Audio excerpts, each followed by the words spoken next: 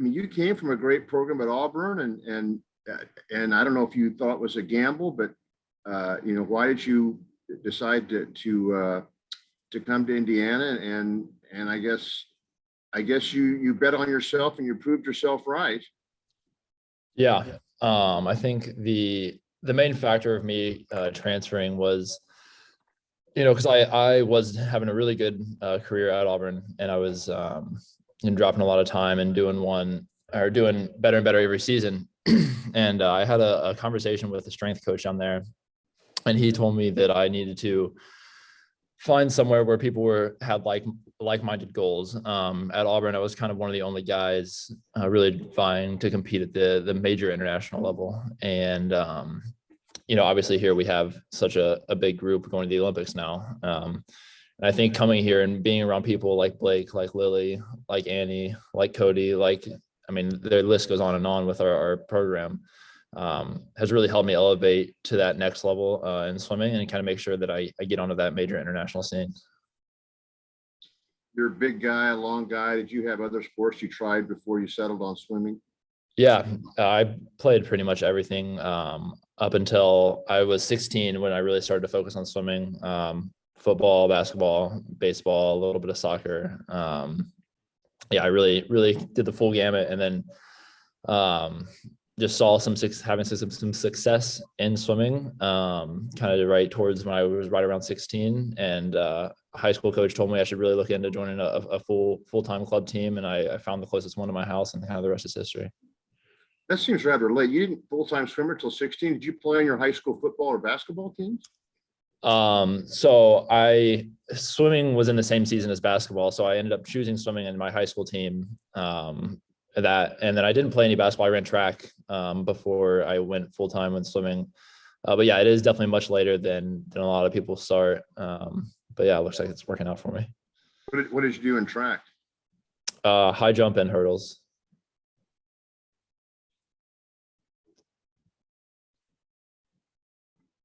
Michael Pegram. Hey, Zach, do you think the 100-meter, at least long course wise, is your sweet spot?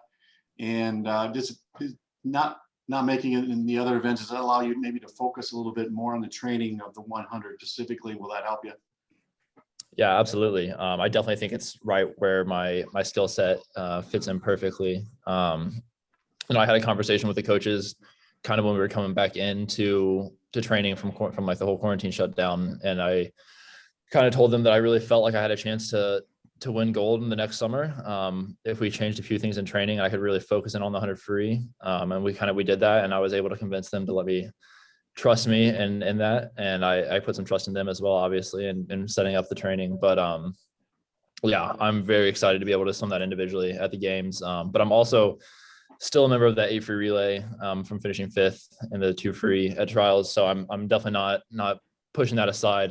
We have a great chance to medal in that as well, so it's still going to be a focus. JL Curvin. Hey, Zach, you just mentioned training. Coach Luz a while back said that he feels like your best swimming is ahead of you in Tokyo. Do you feel like you're starting to hit that peak? How are you feeling ahead of the Olympics? Yeah, for sure. Everyone always says that trials is the toughest meet, and that the Olympics kind of pales in comparison.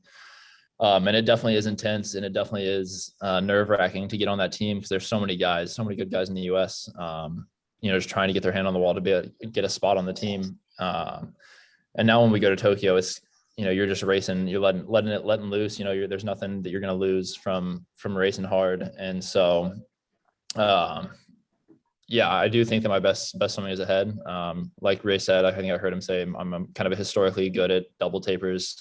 So really excited to get a little bit of work in and then start coming back down again for Tokyo. You get to go to Tokyo with a lot of familiar faces, but has there been anybody that you've reached out to for advice or just some tips, things to keep in mind? No, I haven't really reached out to anybody this week. I've been on several national team trips before this for world championships and stuff. But I'm really excited to get to camp and just, start becoming a team truly. It's always one of the most fun parts. Lou? Hey, Zach, this is Lou from the Seymour paper. So I met you last year when you came over and you guys were working out there. One thing that stuck with me at the end of the training that day, when you guys were giving out all those autographed bathing caps to all the kids were there. How much of that did you guys do? Did you have many other opportunities? And when you think about the young people and the way they were looking at you that day, you know, you were kind of like, you know, they're star athletes. What do you hope they're doing during the Olympics? You know, remembering that they saw you and, hey, that's the guy I'm seeing on TV. Yeah. It's always super fun to get to interact with fans and sign autographs and stuff. So yeah, that was a fun day. And that was, obviously we were super grateful to get out to Seymour to be able to train long course in such uncertain times. But yeah, it's always fun. And I love to be a role model for kids like that. And, you know, be able to set forth the example. And of course, hopefully they're watching in Tokyo and cheering along and hopefully they do kind of remember that day. You know, hopefully we made an impact. Thank you. All right, last question, David Woods. Yeah, Zach, I was wondering if you'd had a couple of turning points in your swimming career, and I wonder if it was one of them. It was the World University Games, where I think you won 5 gold medals and just kind of like slayed everything. Yeah, definitely.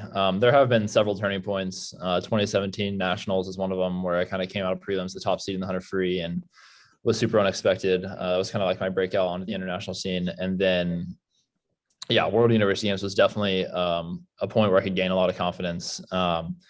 You know, going into that meet, I felt like I probably could win quite a few events, and coming out with five golds from that meet was definitely a game changer and something that gave me a lot of confidence heading into would have been the next year, but 2 years now.